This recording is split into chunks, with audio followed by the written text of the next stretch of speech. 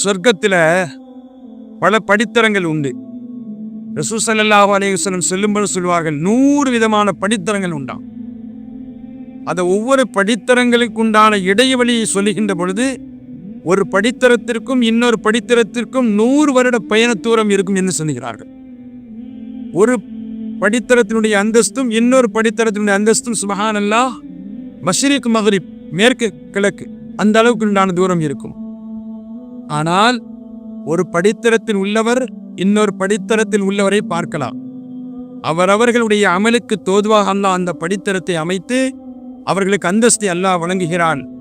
இந்த தொலைதூரமான இந்த படித்தரத்தில் மேல் படித்தரம், அதற்கு நடுப்படித்தரம், அதற்கு கீழ் படித்தரம், அல்லாஹ் அந்தஸ்தை கொடுக்குகிறான்.